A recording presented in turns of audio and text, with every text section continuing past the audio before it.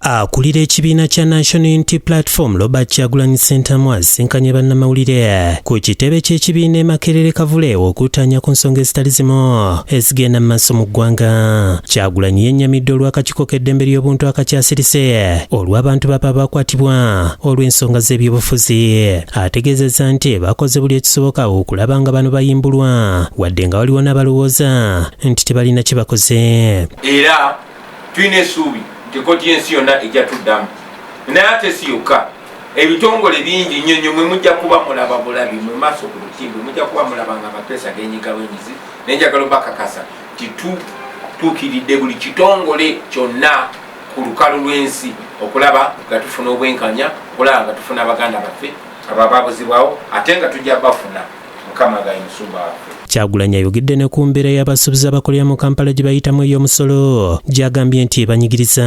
Abasuubuzi babonaabona olw'emisolo egibwakaligibwa. Alambuludde ku lugendo lw'abaddeko mu mawanga g'ebweru n'agamba nti abeera agenze kusakira kibiina n'okuyimba. Tutwale Bulaaya tuba tugenze jasi kuyimba buyimba.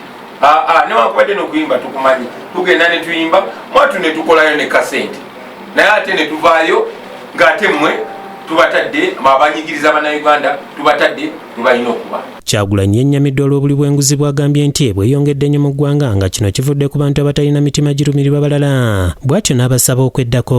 Abo abawagira obubbi n'obukenuzi tebatukiikirira abatukiikirira beebo abawagira ebiruma n'ebinyigiriza bannayuganda okuggwawo.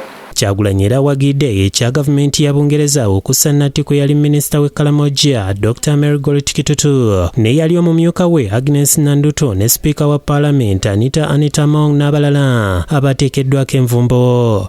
Twasabye nati zino baziteeke ku bonna abenyigira mu bikolwa bino ebyobukenuzi. Kyokka omwogezi wa Parliament Chris Obore yategeezezza nti Bungereza okussa Nati ku sipiika bakikola nti olw'okuba yayise etteeka erikugira obufumbo bw'ekikulu ekimu. If indeed the UK has sanctioned the speaker, it's very unfortunate because they have proven or they have confirmed their anger, their latent anger over the anti-homosexuality law which Parliament passed.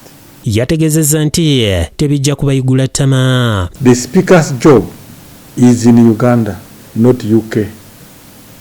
So a visa ban does not affect her duties. David Tamale yakusakidde eggulire lino ku Lwabukedde TV.